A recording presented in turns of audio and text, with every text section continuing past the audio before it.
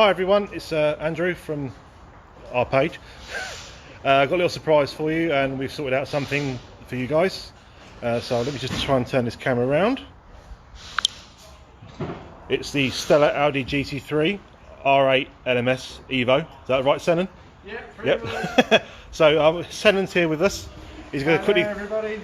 He's going to talk us around the car and give us a bit of information about it, and hopefully, fingers crossed, we'll find some information about it. Yeah, so obviously it's the debut weekend for Steller Motorsport coming into this British GT weekend at Brands Hatch. We're all excited to be here, and it's basically trying to show what the car can do. So we can have a quick look around. I'll take you inside the car. You can have a look. So yeah, you can see it's quite a busy cockpit for everyone. It's okay to turn on, just the main ignition. So there's one in there. You can see there's a centre dash which has all the buttons on the inside, and then we'll just press the ignition.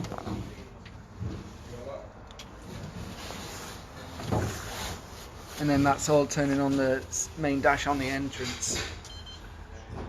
So yeah, you can see we've all got quite a lot to deal with. We've got a handful of buttons on the steering wheel, which gives us access onto the TC, ABS, we have our pit limiter, and it gives us all the information we want. And then also on the dash, as you can see up at the top, we have a handful of pages which gives the drivers all the information they need during the test, if we've got to give any information back to the engineers whilst we're doing our stint.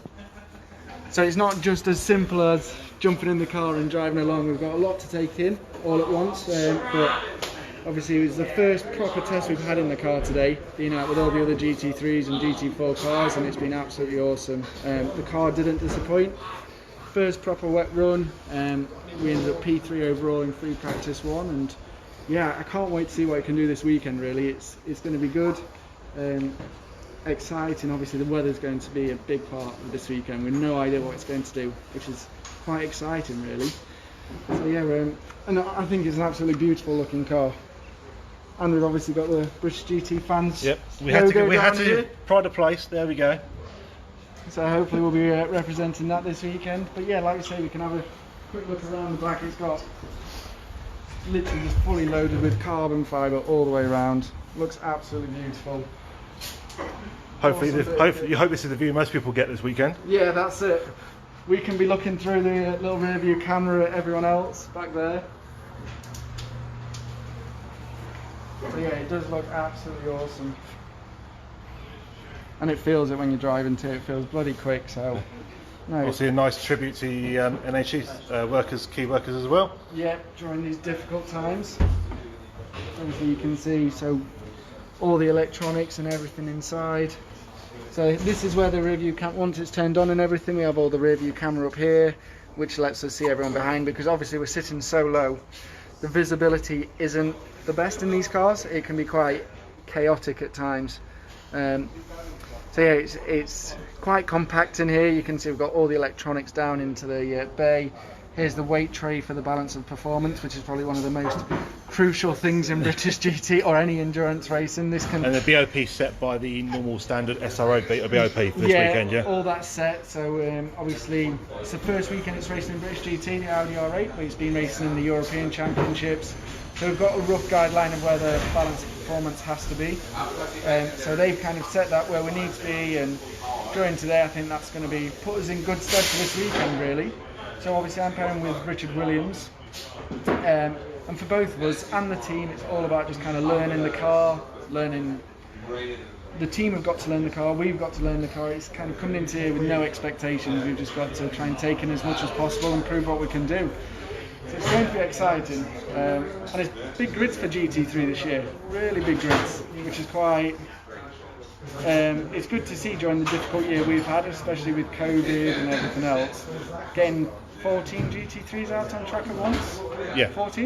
Yeah, you had to reassure me there. Just trying to remember myself. So to have a year where we've got more GT3s than GT4s, because the last couple of years GT4s have been taken over quite a lot, so that's looking really good, to be fair. How different is it driving the GT4 to the GT3? It's obviously got quite a lot more power, quite a lot more aero. The aero is probably the biggest thing to feel the difference, because it's just the minimum speed you can carry through the corners. The brakes are incredible on this Audi R8. That's one of our strong points for this car. But from the GT4 to GT3, like driving, I think you just got to be a little bit more alert, get ready to attack the corners a little bit more, just be a bit more committed into the corners. But main thing is being a bit more alert. Each corner you're attacking maybe 30 kilometers an hour, 40 kilometers an hour quicker, so you've got to be there ready to react a little bit quicker if anything happens, if you have a bit of oversteer or understeer. But how much GT cars have come on nowadays, they are just, it's a proper race car near enough now. They're so impressive. Technology, obviously you can see the whole car is pretty much carbon fibre, which is just like incredible. And like for you, feel how light the doors are, there's no weight to them at all. I wish everyone could feel that, but I can definitely say they're very, very light. They're very, very light. It's crazy. So coming from the GT4, we've got over there. They've got Team Boss Max over there. Max, give us a wave. Hi, Max. I'm the mechanic, Jack.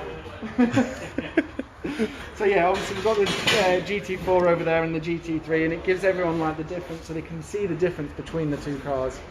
So with the GT4, it's more like probably 80% road car, 20% race car, where you get this and it's more 80% race car, 20% road car. So this feels a little bit lower, a lot stiffer with all the carbon fibre. It makes everything a lot tighter. So everything's a little bit more responsive, where that's a little bit more compliant, a little bit softer. But yeah, I think Audi have produced an absolutely amazing car for people to jump in. Even me and Richard, we're not 100% sure what the car does, but you jump in straight away and it gives you so much confidence as a driver to really attack on the first few laps. Are you guys silver pairing? Yeah, silver pairing. But all weekend we're just going to be getting quicker and quicker and more confident with the car. So, and I think for the whole team really. But after today's performance, and obviously we've got our full Audi support here this weekend too, which is absolutely awesome. They're so switched on with the car. Max engineers the car, and as soon as you need anything, he does that straight away, which gives me full confidence in the car, because I can ask for one little change and it'll be sorted. Michael O'Brien says hi. Hi, Michael. He's always around. So yeah, it's absolutely fantastic, and I can't wait for tomorrow to happen really. It's been a long couple of weeks. We've been under the radar for a while, not being able to announce what we're actually doing. But since Wednesday, since we announced that we're going to be racing at Brands Hatch, it's got a lot of attention, and yeah, I'm happy to show what we can do. And I can't thank Steller enough for the opportunity. Definitely looks the part, and we all can't wait to see it out on track. Finally been waiting for it. I know it's missed the first 2 rounds, but it's here now. Yeah. It'll do. As long as we can get the rest of the season and get some good, strong results, and hopefully we can put on a bit of a performance for everybody at home. Obviously they can't be here. Well, some people will be here watching, but a lot of people that are home, trying to stay at home, we can put on a good result. What, are you watching in the background over there? Thought you were watching in the background then. Have they got it on the phone? What? Have you got the live stream on your phone or not? No. Oh, we thought we did. It was like, what's going on here?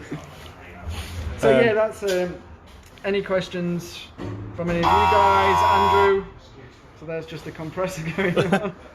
Wasn't me, I didn't press anything, honest. Yeah, any questions at all? Anything you're wondering about the car? Let's quickly have a quick look through. Have a quick look. Yeah.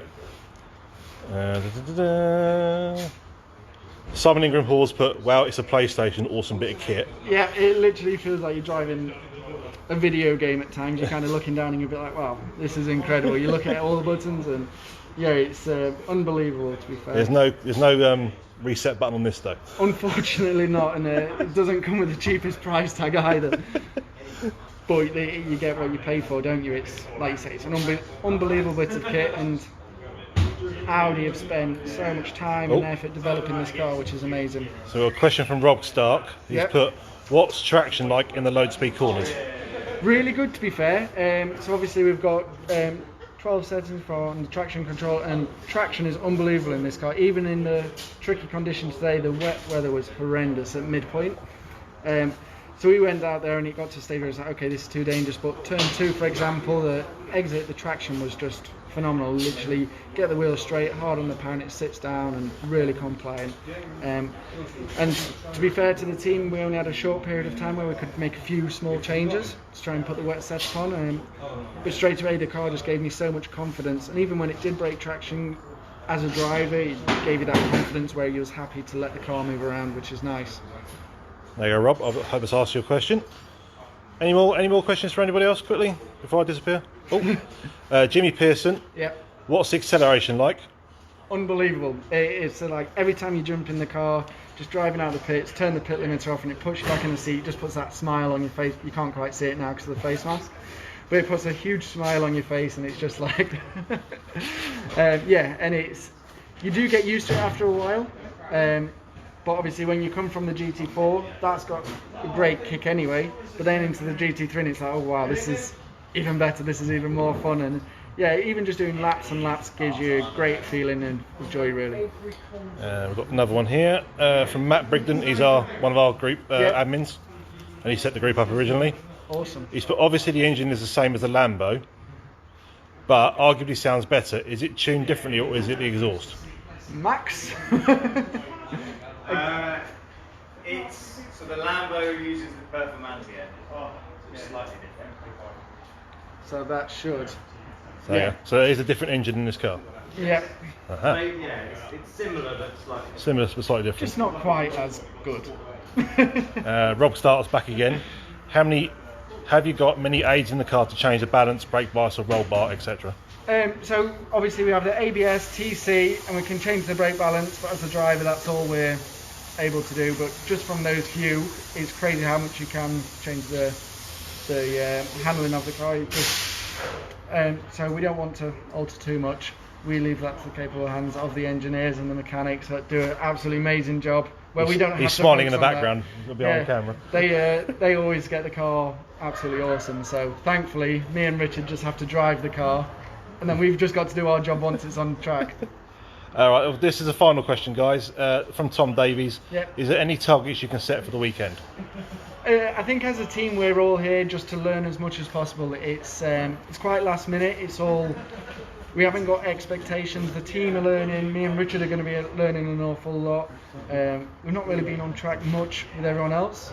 Obviously, whenever we go to a race weekend, like my aim is always to win. So I'll always be going for that #1 spot. If it happens, that's a dream. If not, as long as we come away, we've made progress throughout the weekend. We've learned stuff. That's going to be the main thing. Cool, thank you. Right, guys, I think we'll leave Sen and Max and the Steller guys to it because they let us come and annoy them for a little while. They cleaned the garage for us as well to make it look even better. So always more than welcome. And obviously, good luck for the weekend, and we'll see you from track. Well, me and Gaz will, and everybody will be watching. Those who are not here, and have a great weekend, everybody. Thank you very much, everybody, and take care.